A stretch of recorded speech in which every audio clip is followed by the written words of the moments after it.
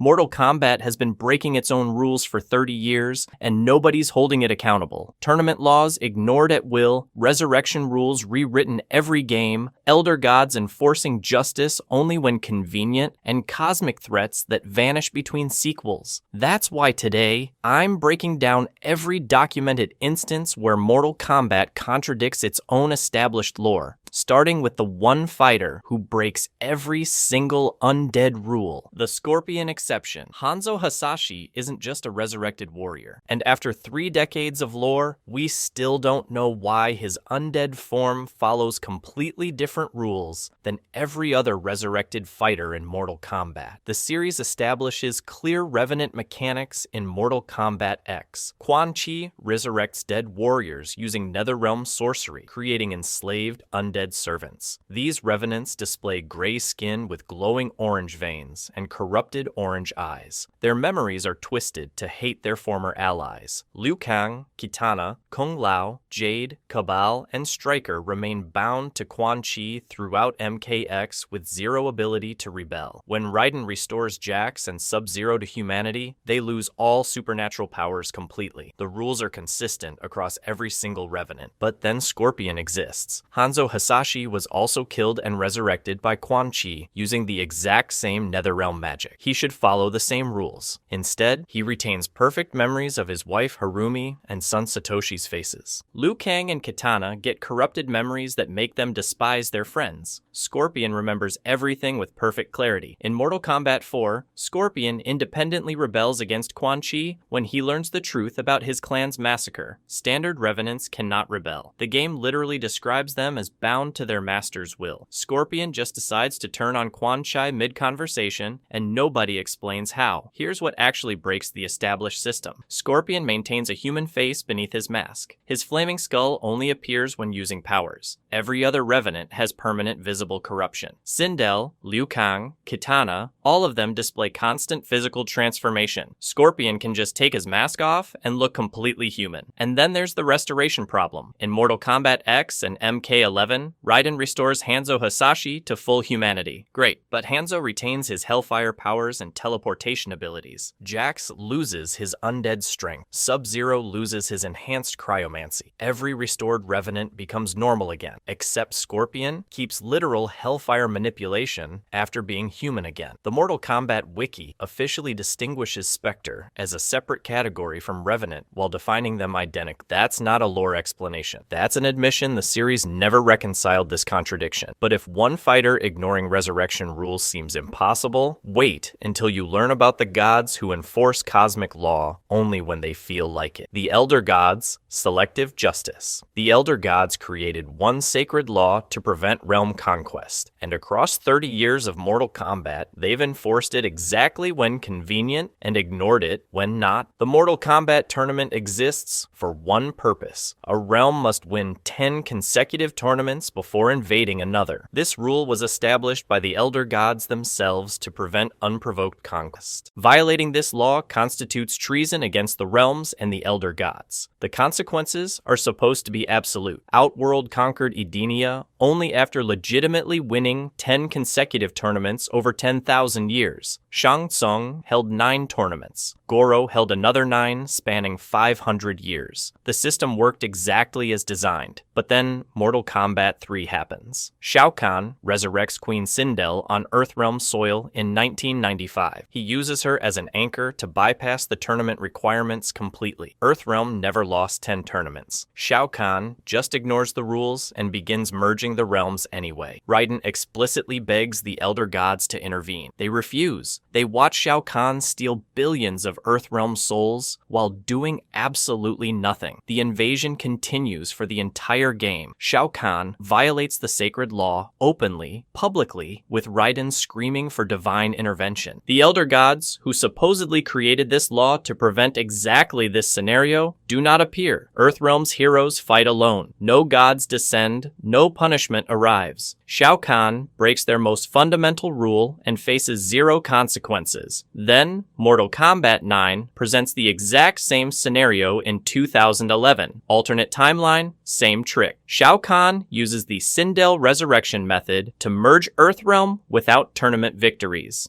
Identical violation, same technique, same target realm. This time, the Elder Gods descend immediately as massive dragons. They heal Raiden. They empower him with divine energy. Raiden destroys Shao Kahn while infused with the power of all Elder Gods combined. Same crime, different response, zero explanation. The only in-universe justification is Raiden's cryptic message, "He must win," which supposedly meant letting Shao Kahn violate the rules so the Elder Gods would intervene. That explains the strategy. It doesn't explain why the original timeline's identical violation received no response. Shao Kahn broke the same law twice with the same method, and the Elder Gods chose to care only once. Here's the actual answer. Mortal Kombat Deadly Alliance reveals Raiden briefly served as an Elder God, then resigned in disgust at their refusal to protect mortals. The Elder Gods only intervene when the One Being's return threatens them personally, not when mortals suffer. But if gods enforcing laws inconsistently seems broken, wait until you see the character assassination that erased 25 years of backstory in one DLC. Sindel's character assassination. Queen Sindel was Mortal Kombat's most tragic figure for 25 years, and then one DLC expansion rewrote her entire backstory without any in-universe justification. Mortal Kombat 3 establishes Sindel's story in 1995. She was the noble queen of Edenia, married to King Jared, mother to Princess Kitana. When Shao Kahn conquered Edenia over 10,000 years ago, he killed Jared and forced Sindel to become his consort. Rather than serve the tyrant who murdered her husband, Sindel committed suicide. Her death created Sindel's ward, a magical barrier protecting Earthrealm. Mortal Kombat 9 reinforces this exact backstory in 2011. Quan Chi resurrects her specifically because she's a tragic queen whose corpse can be exploited. Her arcade ending states the spell that had bewitched Queen Sindel had been broken, confirming she was mind-controlled, not willing. But then, Mortal Kombat 11 Aftermath releases in 2020. The DLC completely rewrites 25 years of established lore. Sindel's new character bio reads, "When threatened with the loss of her throne when Shao Kahn conquered her realm, Sindel betrayed her husband and her people to keep her privileged position. Not forced, not mind-controlled. Willing betrayal for power. In the Aftermath story, Sindel confesses directly. By betraying him, I gained a better lover and the ultimate weapon. She claims she killed King Jared herself to consecrate her bond with Shao Kahn, the noble tragic queen who chose death over serving tyranny, now murdered her husband for a promotion. This contradicts other Mortal Kombat 11 dialogue. Kitana's intro conversations state that Shao Kahn killed King Jared. Shao Kahn himself admits to the murder in his own intro dialogue. Devora claims she killed Jared for Kahn in a different dialogue. 3 different characters claim credit for killing one king. The game can't even keep its own retcon consistent within the same title. Here's what makes this impossible. Raiden's timeline message in MK9 only traveled back approximately 20 years from Armageddon to the first tournament. Sindel's betrayal supposedly happened 10,000 years ago. Nothing in the timeline reset should have altered events from 10 millennia in the past. The character was simply rewritten with zero explanation. The community documented this as franchise injustice and sloppy fanfiction that ruins 25 years of character development. Even hardcore MK fans accept this as pure retcon rather than lore-consistent reveal. But if rewriting character motivation seems lazy, wait until you learn about the time paradox rule that was applied exactly once, then never again. The Time paradox. Mortal Kombat 11 establishes one explicit time travel rule, and then the game ignores it for every single character except the one who needed to die for shock value. The rule is demonstrated clearly in Story Mode Chapter 3. When past and present versions of the same person exist simultaneously, killing the younger self erases the older self from existence. The game proves this through demonstration. Young Sonya Blade shoots young Kano directly in the head. Present Kano immediately ceases to exist. Both versions display identical bullet wounds through the eye socket. The cause and effect is instantaneous and absolute. Additionally, when young Johnny Cage gets grazed on the cheek during a fight, present Johnny suddenly has an old scar in that exact location. The rule works consistently in both directions. But then the rest of Mortal Kombat 11 happens. Throughout the entire story, multiple past and present character pairs interact freely. Johnny Cage, Jax, Scorpion, Liu Kang, Kung Lao, Kitana all have younger and older versions running around. They fight together, they argue, they physically touch each other. Nobody warns them about accidentally erasing themselves from existence. One throwaway line mentions being careful, then the game forgets about it completely. In the finale at Kronika's Keep, Revenant Liu Kang absorbs the soul of his younger self to power up against Raiden. By the established Kano rule, killing or absorbing young Liu Kang should erase Revenant Liu Kang instantly. That's what happened with Kano. Destroy the past version, the future version disappears. Instead, Revenant Liu Kang becomes more powerful. Absorbing his younger self's soul makes him stronger, not erased. The exact opposite outcome of what the game explicitly demonstrated 3 chapters earlier. Fan explanations include Revenant Liu Kang is technically already dead, and Kronika's Keep exists outside time. Neither explanation appears in the actual game. The writers needed Kano's death for a shocking moment, and Liu Kang's soul fusion for the climactic battle. Consistency was sacrificed for both scenes. Here's the pattern nobody talks about. Present Sonya dies in Chapter 1 when she sacrifices herself, destroying the time device. Young Sonya continues fighting normally throughout the entire game with 0 problems. But when young Kano dies, present Kano dies instantly. The rule exists only when dramatically convenient. But if time paradox rules changing mid-game seems broken, wait until you learn about the sacred artifacts that completely transform between timelines. The Kamidogu contradiction. The Kamidogu are supposed to be the most sacred artifacts in Mortal Kombat, and between Deception and MKX, they transformed into completely different objects with completely different powers. Mortal Kombat. Deception establishes the Kamidogu in 2004 through Conquest mode. There's 6 symbolic relics representing each realm. The Elder Gods created them at the dawn of time to shatter the One Being's consciousness and create the realms. When combined on the Nexus altar with Shinnok's amulet as the 7th piece, they grant ultimate power. Merging all 7 would undo reality itself and restore the One Being. They appear as static sacred objects placed on altars throughout the realms. Shujinko's entire 50-year quest involves traveling to collect these ancient relics for Onaga. The game treats them as mystical icons, not weapons. But then the MKX comics were released in 2015. The comics depict the Kamidogu as daggers, not symbolic relics. Bladed weapons you hold and stab with. That's not a minor visual update. That's a fundamental transformation of what these objects are. These dagger Kamidogu use blood magic. Offering blood to them increases the wielder's power at the cost of draining their strength over time. This function was never mentioned in Deception. The Elder God artifacts that created reality now require blood sacrifices like demonic totems. Havoc corrupts the blood magic in the comics. Now anyone cut by a Kamidogu dagger becomes possessed. The sacred artifacts that separated the realms to prevent the One Being's return now spread demonic corruption. That's not a different application of the same power. That's the complete opposite of their original purpose. Here's the developer admission. MKX comic writer Sean Kittleson was asked directly about the Kamidogu discrepancy on Twitter. His response was explicit. They are very, very different. Not an explanation, not a lore justification, just confirmation that the Kamidogu were retconned between games with 0 attempt to reconcile the contradiction. And nobody ever explains the timeline problem. The Kamidogu were created at the dawn of time for the 6 main realms: Earthrealm, Outworld, Netherrealm, Edenia, Order Realm, Chaos Realm, but Zatera existed before Outworld absorbed it. Viternus existed as the Vampire Realm. Multiple conquered realms had independent histories before Shao Kahn merged them. If Kamidogu represent realms that existed at creation, what about realms that were destroyed? The One Being creation myth doesn't account for any of this. But if sacred artifacts changing their entire nature seems sloppy, wait until you discover the brother who can never be saved while everyone else gets restored. The Bihan problem. Quan Chi's resurrection magic can be reversed for everyone except one fighter. And after 30 years, nobody can explain why Bihan stays corrupted forever while his brother gets fully restored. Mortal Kombat 9 and MKX establish that Quan Chi's resurrection process creates revenants who can potentially be restored to humanity. Jax Briggs, Kuai Liang as Sub-Zero, and Hanzo Hasashi as Scorpion are all brought back to full humanity by Raiden in MKX. MKX. They retain complete memories and moral compasses after restoration. Kuai Liang becomes compassionate, disciplined, humane, and honorable, according to his character bio. The process is difficult, but definitely possible for fighters resurrected by Quan Chi's magic. But then there's Bi-Han. Bi-Han, the original Sub-Zero, dies in the first Mortal Kombat and is resurrected by Quan Chi using the exact same Netherrealm sorcery that created every other Revenant. Yet Bi-Han becomes the very incarnation of evil, with all good qualities consumed. Not corrupted, not twisted, completely and permanently destroyed. In Mortal Kombat Mythology's Sub-Zero from 1997, living Bi-Han shows actual honor. He protects the demon Serena when she's vulnerable. He refuses to fully serve Quan Chi despite being hired by him. He's ruthless, absolutely, but he demonstrates moral boundaries. After resurrection as Noob Saibot, he's 100% corrupted with zero possibility of redemption ever mentioned. His brother Kuai Liang was also a Lin Kuei assassin who killed for the clan. Same training, same organization, same moral background. Kuai Liang gets killed by Sindel, resurrected as a Revenant, and serves Shinnok with no remorse throughout MKX. Then, he's fully restored to humanity with his entire personality intact. Bi-Han cannot be restored under any circumstances. Here's what makes zero sense. Mortal Kombat 1. Chaos Reigns changes Bi-Han's corruption source entirely. Now Titan Havik transforms him using chaos energy instead of Netherrealm magic. When Sector attempts to restore him and he wakes from a coma, Di-Han refuses redemption. He calls Havik's corruption a blessing. This suggests the issue was always his nature, not the magic type. Except the original timeline never established this character flaw. No canonical explanation exists for why identical resurrection magic produces permanent corruption in Bi-Han, but reversible corruption in everyone else Quan Chi resurrects. The series handwaves this by suggesting he was already cruel, directly contradicting his honorable moments in mythologies. But if one brother being irredeemable seems arbitrary, wait until you see the mortal who masters godhood in literal seconds without training. Fire, God Liu Kang's instant deity status. Kronika spent eons mastering control over time itself, and then Liu Kang defeats her once, and immediately gains complete mastery over reality manipulation without any training whatsoever. Mortal Kombat 11 establishes Kronika's qualifications as Keeper of Time throughout story mode. She is a Titan, a being who ranks above the Elder Gods and cosmic hierarchy. She created the timeline itself and monitors all of reality through the hourglass. She has controlled time for eons, described explicitly as millions or billions of years of experience. She has restarted timelines on multiple occasions to achieve her desired balance between good and evil. Her mastery over temporal mechanics is unmatched in the entire multiverse. She can erase beings from existence, merge timelines, and resurrect anyone from any point in history. But then, Chapter 12 happens. Raiden merges himself with Revenant Liu Kang and deceased young Liu Kang's soul in the Jinsei Chamber. Young Liu Kang's consciousness takes control, becoming Fire God Liu Kang, with Raiden's godhood transferred to him. Okay, fine. He's a god now. Fire. God Liu Kang immediately becomes immune to Kronika's time manipulation, a power literally no one else in the multiverse possesses. The mechanism is combined with Raiden. Zero explanation for why this specific fusion grants temporal immunity when Kronika can manipulate Elder Gods. After defeating Kronika in the finale, Liu Kang instantly masters complete control of the hourglass, the artifact Kronika used for eons. No learning curve, no practice, no adjustment period. He sits down at the cosmic device that controls all of reality and just starts rewriting existence perfectly. He creates a new timeline with perfect knowledge of how to manipulate time itself. Here's what Mortal Kombat 11 Aftermath reveals in 2020. The Crown of Souls is required to control the hourglass without destroying all realms. This crown was destroyed when Liu Kang defeated Kronika. It shattered. The base game's ending, where Liu Kang freely controls the hourglass and reshapes reality, cannot have happened according to Aftermath's rules. The DLC retroactively makes the main story's conclusion impossible. Fan criticism documented this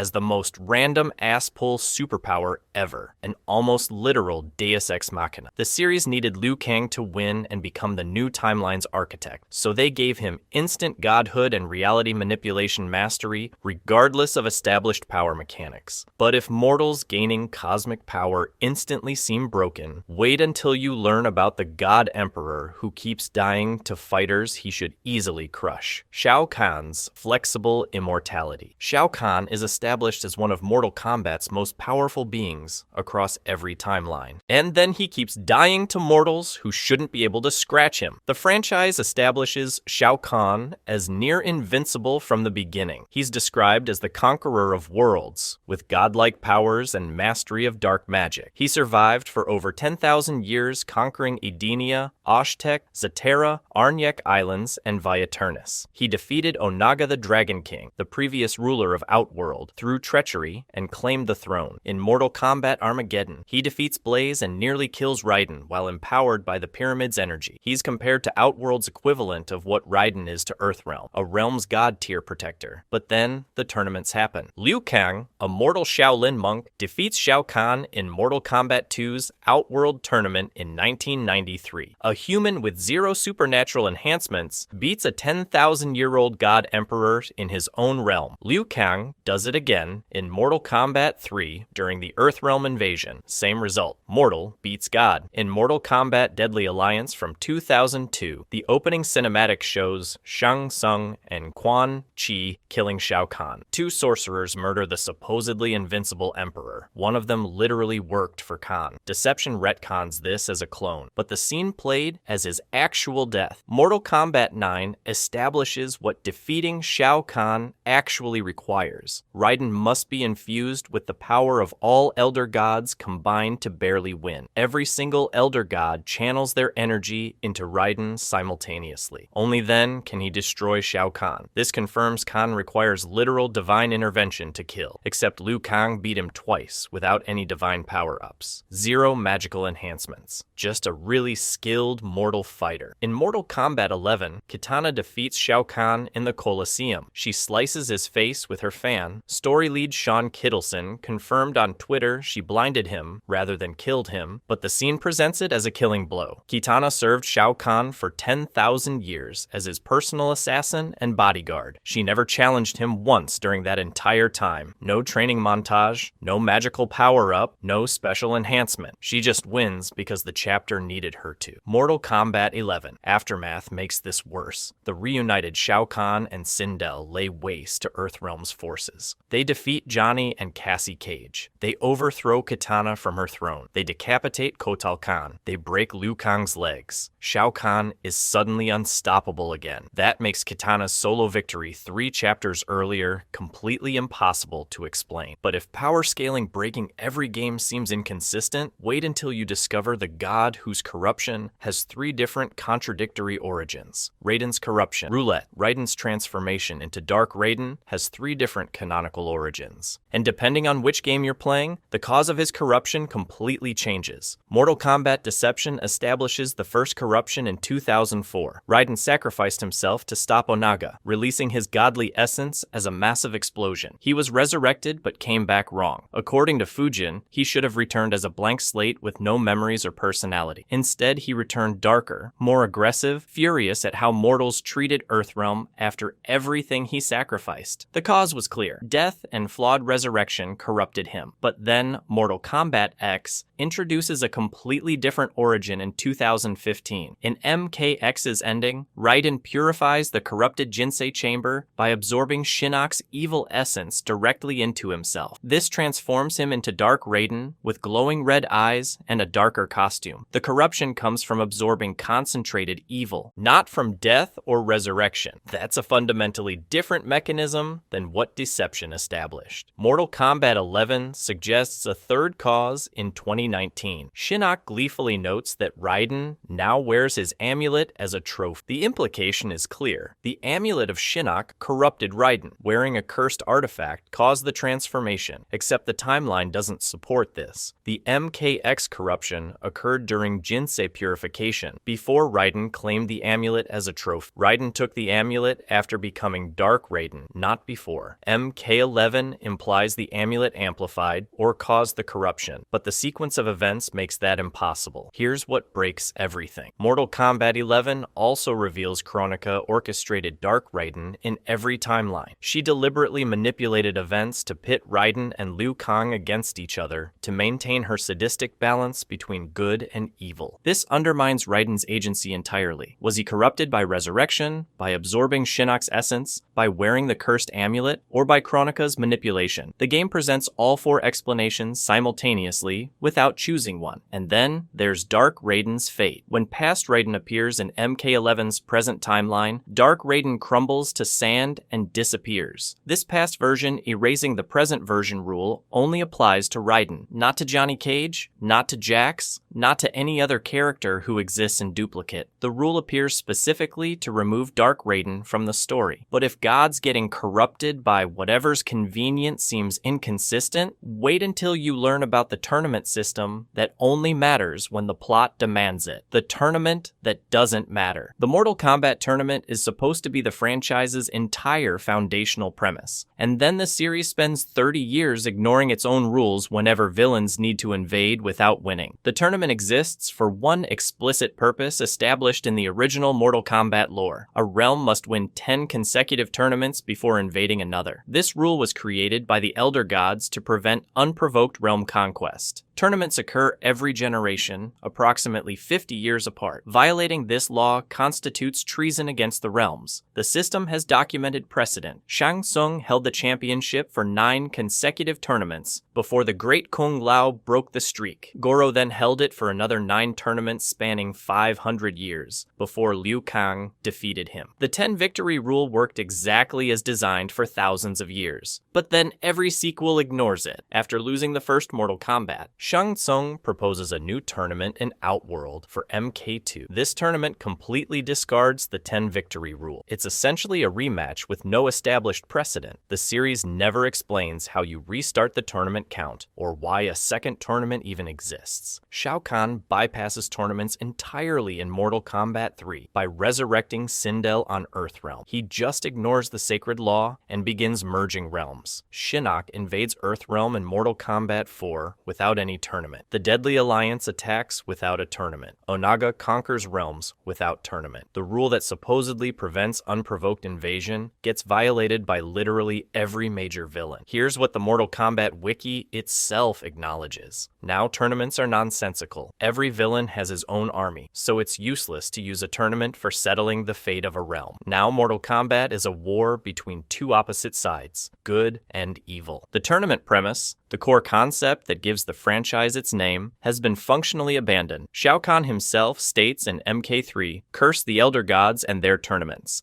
I should have taken Earthrealm by force, but I am bound by their rules that can never be broken." He says this while actively breaking those rules with the Sindel resurrection. The character explicitly claims he's bound by unbreakable rules, while demonstrating they're completely optional. The tournament only matters when the plot needs it to matter. Otherwise, it's ignored completely. But if abandoning the franchise's core premise seems bad, wait until you discover the cosmic threat that was set up as the ultimate villain, then completely forgotten. The one being, Mortal Kombat Deception introduced the most important threat in franchise history, and then every game after completely abandoning it without resolution. Deception establishes the ultimate cosmological fact in 2004 through Conquest Mode lore scrolls. At the beginning of time, only the one being and the Elder Gods existed. The one being fed on the Elder Gods' essences. The Elder Gods used 6 Kamidogu to shatter the one being's consciousness into fragments. Those fragments became the realms: Earthrealm, Outworld, Netherrealm, Edenia, Chaos Realm, Order Realm. Every inhabitant of every realm is a fragment of the one being's consciousness. The one being's ultimate goal is merging all realms back together to become whole again. Realm merging directly advances the one being's return. Onaga's entire plan in Deception revolves around collecting the Kamidogu to restore the one being. The game frames this as the ultimate apocalyptic threat to all existence. But then Armageddon was was released in 2006. The very next game completely ignores the One Being. Blaze becomes the final boss instead. The Kamidogu collection plot is abandoned entirely. The One Being is mentioned exactly twice in the entire game, only in Kai's non-canon arcade ending. The supposed ultimate threat to all reality just disappears between games. Outworld has already absorbed Edenia, Zaterra, Vaeternus, and multiple other realms through Shao Kahn's conquests. If realm merging awakens the One Being, these absorptions should have consequences. None are shown, ever. Shao Kahn merges realms for 10,000 years with zero mention of the cosmic entity that's supposed to be reforming from this exact process. Mortal Kombat 11 introduces Kronika as a titan who predates the Elder Gods. She existed before time itself, but Deception explicitly states only the One Being and Elder Gods existed before the realms were created. Where do titans fit in this cosmology? The game never explains. The lore just adds another layer of cosmic beings without addressing the existing ones. The only recent acknowledgement is Shinnok's MKX arcade ending. It shows him merging realms and awakening the One Being while Elder Gods are absorbed into a greater collective. This ending is non-canon. The primordial consciousness, whose fragments comprise all reality, was set up as the ultimate villain. Then, it was abandoned completely. Mortal Kombat introduces massive cosmic threats like the One Being and the Armageddon Prophecy, then drops them for new threats like Kronika and Titan Shang Tsung with zero resolution to what came before. But if abandoning the franchise's biggest threat seems careless, wait until you discover the canonicity problem that makes everything simultaneously true and false. Canon Schrödinger. Mortal Kombat claims to have a coherent timeline, and after 30 years, the franchise can't decide what counts as canon, what doesn't, and whether any of it matters. The general understanding across fighting game franchises is straightforward. Story mode events are canon. Arcade endings are non-canon unless later confirmed in story. Character bios provide canonical backstory. The franchise maintains a coherent, trackable timeline. This convention worked for decades. Liu Kang's tournament victories from MK1 through MK4 are canon. Shao Kahn winning Armageddon is canon because it leads directly to MK9's timeline reset. Shujinko defeating Onaga in Deception is canon. The system made sense, but then NetherRealm starts contradicting itself. The MKX comics were declared canon when released in 2015. Story director Dominic Cianciolo later stated in interviews, "We reference all kinds of things in the intros. It doesn't necessarily make that content canon." So intro dialogue, despite appearing in the actual game, isn't necessarily canon either. The franchise won't commit to what counts. Multiple arcade endings were later confirmed canon with zero pattern. Melina being a hybrid clone from MK2, Jared being one of Ermac's souls from MK9, confirmed by the writer, Aaron Black's longevity deal with Shang Tsung from MKX, Farah and Tor's species life cycle from MKX. No system exists for which endings count and which don't. Mortal Kombat 11 introduces the multiverse concept. Infinite timelines with different keepers of time, different outcomes, different histories. Story lead Sean Kittleson stated that with this concept, every MK arcade ending ever was an unwanted timeline scrapped by Kronika. Everything is technically canon somewhere in the multiverse. If every ending is canon in some timeline, canon loses all meaning. When Sindel's entire backstory can be rewritten without in-universe justification, when arcade endings are simultaneously canon and non-canon, when the One Being can be the ultimate threat then completely forgotten, the franchise has abandoned coherent world building for narrative convenience. The crypt provides the final proof. MK11's crypt includes Kano's severed head with a death scene that doesn't match any timeline. The Mortal Kombat wiki explicitly notes the crypt is non-canon, as proven by Kano's death not lining up with either timeline. Even in-game content contradicts established events. But these aren't isolated mistakes. Every single contradiction connects to something bigger, something that reveals exactly how Mortal Kombat approaches storytelling. If you enjoyed this video and want to see more, click the video on the screen now.